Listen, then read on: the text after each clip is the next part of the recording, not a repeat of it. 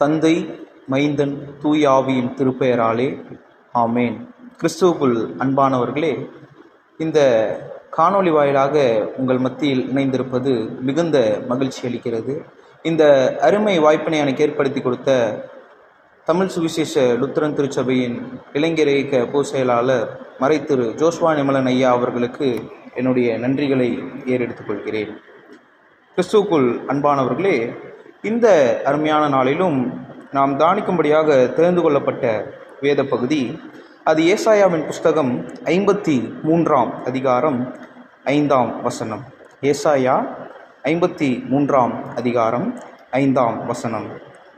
நம்முடைய மீறுதல்களின் நிமித்தம் அவர் காயப்பட்டு, நம்முடைய அக்கிரமங்களின் நிமித்தம் அவர் நொறுக்கப்பட்டார்.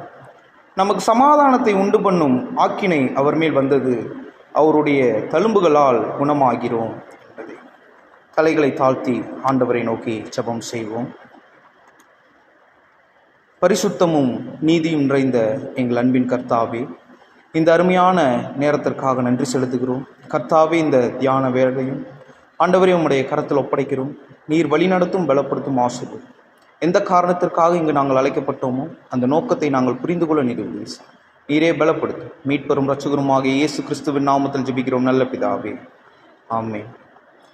கிறிஸ்துவுக்குள் அன்பானவர்களே, இந்த அருமையான நேரத்திலும் நாம் வாசிக்க கேட்ட இந்த வேத பகுதி ஏசாயா 53ஆம் அதிகாரம் 5ஆம் வசனம். நம்முடைய மீறுதல்களின் நிமித்தம் அவர் காயப்பட்டு, நம்முடைய அக்கிரமங்கள் நிமித்தம் அவர் நொறுக்கப்பட்டார்.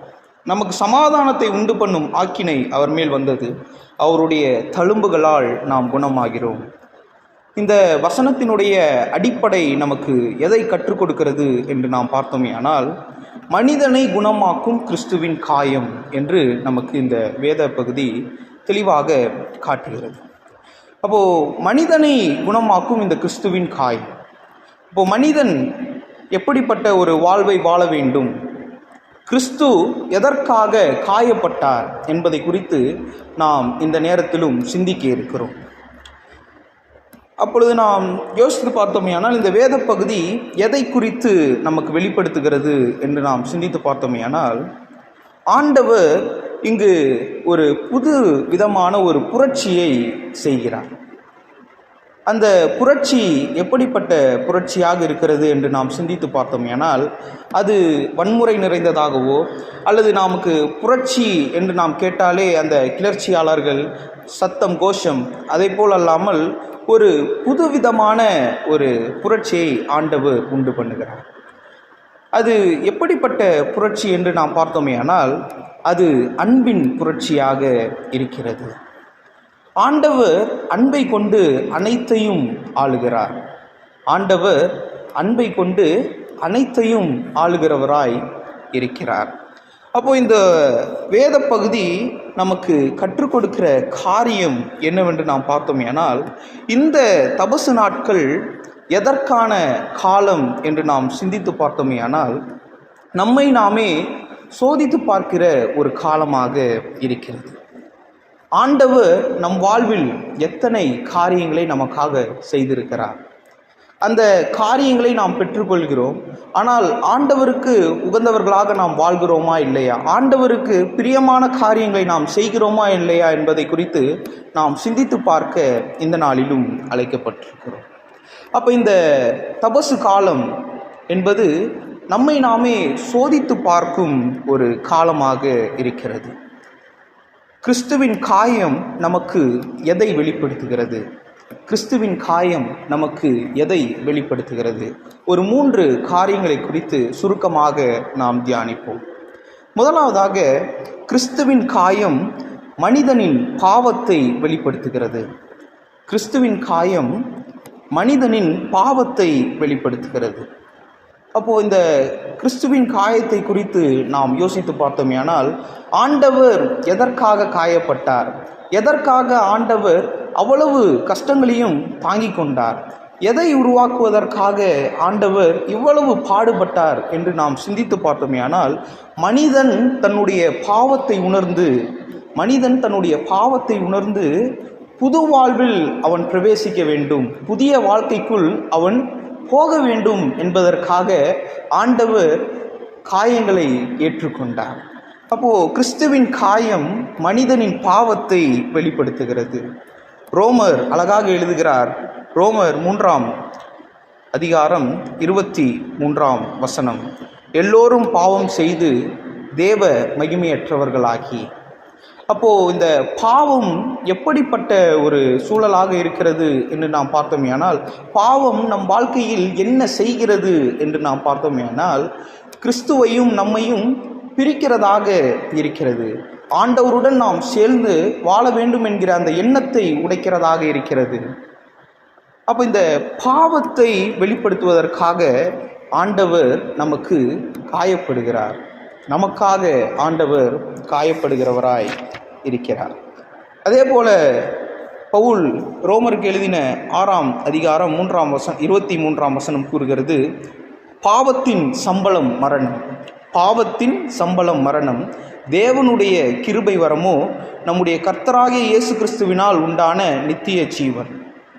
அப்போது ஆண்டவர் எதை கூறுகிறார் என்று நாம் சிந்தித்து பார்த்தோம். ஏனால் பாவத்தின் சம்பளம் மரணம். மரணம் என்று நாம் சொன்னவுடன் நாம் மரித்து போவதுதான் என்று நாம் நினைப்போம். ஆனால் மரணம் என்று எதை பவுல் கருதுகிறார் என்று நாம் சிந்தித்து பார்த்தோம். ஏனால் கடவுளிடமிருந்து நாம் விலகி செல்வதை மரணம் என்று பவுல் குறிப்பிடுகிறார். கடவுளை விட்டு நாம் விலகி செல்வதை மரணம் என்று ஆண்டவர் நமக்கு வெளிப்படுத்துகிறார். அப்போது இந்த கிறிஸ்துவினுடைய காயம் நமக்கு எதை வெளிப்படுத்துகிறது என்று நாம் சிந்தித்து பார்த்தோமே ஆனால் மனிதனுடைய பாவத்தை வெளிப்படுத்துகிறதாக இருக்கிறது.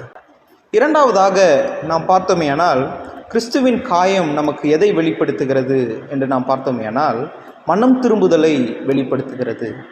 கிறிஸ்துவின் காயம் மனம் திரும்புதலை வெளிப்படுத்துகிறதாய் இருக்கிறது. வேதாகமத்திலே லூக்காவின் நற்செய்தி நூல் 19ஆம் அதிகாரம் முதல் 10 வசனங்களில் நாம் பார்த்தோமேனால் சகேயுனுடைய வாழ்க்கையை நாம் சிந்தித்து பார்க்க முடியும். சகேயு என்ற மனிதனை ஆண்டவர் எப்படி மனம் மாற்றுகிறார். சகேயு என்பவன் பாவம் நிறைந்த ஒரு மனிதனாக இருக்கிறான். அப்பொழுது இயேசு அவனிடம் போய், நான் இன்று உன்னுடன் தான் தங்கப் போகிறேன் என்று சொன்னவுடன் அங்கிருந்த மக்கள் எல்லோரும் முணுமுணுத்தார்கள். கடவுளே, இவன் பாவி, இவனிடம் போய் நீ தங்கப் போகிறீர்கள் என்று சொன்னீர்களே என்று முணுமுணுத்தார்கள். ஸோ அப்படிப்பட்ட ஒரு சூழலில் ஆண்டவர் சகேயுவை மனம் மாற்றுகிறார். அப்போது கிறிஸ்துவனுடைய காயம் மனம் மாற்றத்தை வெளிப்படுத்துகிறதாய் இருக்கிறது. இந்த தபசு நாட்களிலும் நாம் என்ன செய்ய வேண்டும் என்று நாம் சிந்தித்து பார்த்தோமே ஆனால் ஆண்டவர் நம்மை மனம் திரும்புவதற்காக அழைக்கிறார். இந்த தபசு நாட்களிலும் நாம் என்னென்ன தவறுகளை செய்து கொண்டிருக்கிறோம், நம் வாழ்க்கையில் நாம் சரி என்று நினைத்து என்னென்ன தவறுகளை செய்து கொண்டிருக்கிறோம் என்பதை குறித்து சிந்தித்து பார்க்க இந்த நாட்களிலும் அழைக்கப்பட்டிருக்கிறோம். அதேபோல் அப்போஸ்தலர் 9ஆம் அதிகாரத்தில் நாம் பார்த்தோமேயானால் சவுல் என்ற ஒரு மனிதனை பவுலாக ஆண்டவர் மனம் மாற்றுகிறார். சவுல் பவுலானவுடன் கடவுளுக்காக உழைக்கிறார். கிறிஸ்துவனுடைய ஊழியத்தை தன்னுடைய ஊழியமாக எடுத்துக்கொண்டு கிறிஸ்தவத்தை உலகம் முழுவதும் பரப்பக்கூடிய அந்த செயலில் பவுல் ஈடுபடுகிறார். அடுத்ததாக நாம் பார்த்தோமேயானால் லூக்காவின் நற்செய்தி நூல் 23ஆம் அதிகாரம் 40 43 வசனங்களை நாம் தியானித்து பார்த்தோமேயானால் அங்கு இயேசு சிலுவையில் இருக்கும்போது ஒரு மனமாற்றத்தை உருவாக்குகிறார். அப்பொழுது இயேசு அருகில் சிலுவையில் அறையப்பட்டிருந்த ஒரு திருடன் மனம் மாறப்படுகிறார். அப்பொழுது ஆண்டவர் கூறுகிறார், இன்றைக்கு நீ என்னோட கூட பரதீசில் இருப்பாய் என்று அங்கு ஒரு மனமாற்றத்தை ஆண்டவர் உருவாக்குகிறவராய் இருக்கிறார். இப்போ ஆண்டவர் இந்த தபசு நாட்களிலும் நம்மை எதற்காக அழைக்கிறார் என்று நாம் சிந்தித்து பார்த்தோமே ஆனால் நாம் மனம் மாற ஆண்டவர் இந்த நாளிலும் நமக்கு அழைப்பை கொடுக்கிறார். லூக்காவின் நற்செய்தி நூல் 13ஆம் அதிகாரம் 3ஆம் வசனம் கூறுகிறது, நீங்கள் மனம் திரும்பாமல் போனால் எல்லோரும் அப்படியே கெட்டு போவீர்கள். நீங்கள் மனம் திரும்பாமல் போனால் எல்லோரும் அப்படியே கெட்டு போவீர்கள் என்று லூக்காவின் நற்செய்தி நூல் கூறுகிறது. அப்போது இந்த தபசு நாட்கள் என்பது நாம் மனம் மாறுவதற்காக கொடுக்கப்பட்ட ஒரு நாட்களாக இருக்கிறது. நாம் செய்த தவறுகள் அனைத்தையும் நாம் மறந்துவிட்டு மனம் மாற வேண்டும் என்று ஆண்டவர் இந்த நேரத்திலும் நமக்கு வெளிப்படுத்துகிறார். கிறிஸ்துவுக்குள் பிரியமானவர்களே, இரண்டாவதாக இந்த வசனத்தின் மூலமாக ஆண்டவர் நமக்கு வெளிப்படுத்துகிறது, மனம் திரும்புதலை நம் வாழ்க்கையில் நாம் ஏறெடுக்க வேண்டும். கிறிஸ்துவின் காயம் மனம் திரும்புதலை வெளிப்படுத்துகிறது. மூன்றாவதாக நாம் சிந்தித்து பார்த்தோமேயானால், கிறிஸ்துவின் காயம் எதை வெளிப்படுத்துகிறது என்று நாம் பார்த்தோமேயானால், கிறிஸ்துவின் காயம் கடவுளின் அன்பை வெளிப்படுத்துகிறது. கிறிஸ்துவின் காயம் கடவுளின் அன்பை வெளிப்படுத்துகிறது. திருக்குறளில் ஒரு அழகான குறள் ஒன்று இருக்கிறது. அன்பிற்கும் உண்டோ அடைக்கும் தாள், ஆர்வலர் புன்கண்ணீர் பூசல் தரும். இந்த குறளுக்கான பொருள் என்னவென்று நாம் சிந்தித்து பார்த்தோமேயானால், அன்பை நாம் தாள் போட்டு அடைத்து வைக்க முடியாது. உண்மையான அன்பு எப்படி வேண்டுமானாலும் வெளிப்படும் என்பதுதான் இந்த குறளினுடைய பொருளாக இருக்கிறது. அப்போது ஆண்டவர் நம் மீது எவ்வளவு அன்புள்ளவராய் இருக்கிறார், ஆண்டவர் நம் மீது எவ்வளவு அன்புள்ளவராய் இருக்கிறார் என்பதற்கு இயேசு கிறிஸ்து வாழ்ந்த வாழ்க்கையே சாட்சியாக இருக்கிறது. இயேசு கிறிஸ்து வாழ்ந்த வாழ்க்கையே அந்த அன்பிற்கு சாட்சியாக இருக்கிறது. கிறிஸ்து நமக்கு காட்டிய அன்பு எப்படிப்பட்ட அன்போ அப்படிப்பட்ட அன்பை நாம் பிறருக்கு காட்ட அழைக்கப்பட்டிருக்கிறோம். கிறிஸ்துவின் காயம் அன்பை வெளிப்படுத்துகிறதாய் இருக்கிறது. நம்முடைய கீர்த்தனையிலே ஒரு அருமையான கீர்த்தனை இருக்கிறது, அன்பே பிரதானம் சகோதர அன்பே பிரதானம் என்று.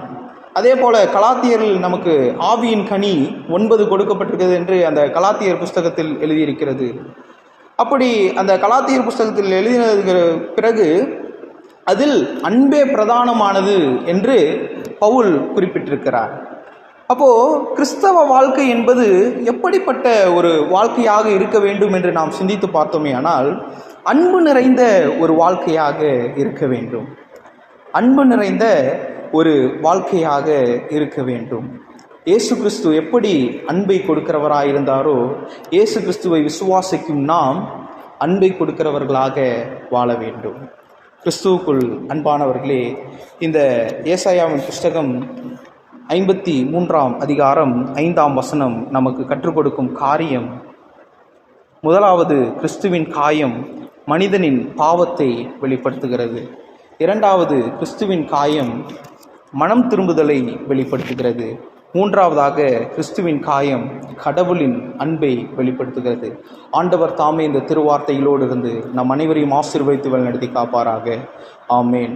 ஆண்டவரை நோக்கி ஜெபம் செய்வோம். மகா இரக்கமும் கிருபையும் நிறைந்த எங்கள் கர்த்தாவே, இந்த அருமையான நாளை கொடுத்த கிருபைக்காக நன்றி செலுத்துகிறோம். கர்த்தாவே, இப்பொழுதும் கூட சுவாமி உம்முடைய சத்தியத்தை கேட்டோம். கர்த்தாவே, இந்த சத்தியத்தை கேட்பது மாத்திரமல்லாமல் இந்த சத்தியத்தின்படி வாழ நீர் எங்களுக்கு உதவி செய்யும். நீரே வழிநடத்தும், பலப்படுத்தும், ஆசீர்வதி. மீட்பெரும் இரட்சகருமாக இயேசு கிறிஸ்துவின் நாமத்தில் ஜெபிக்கிறோம் நல்ல பிதாவே. ஆமேன்.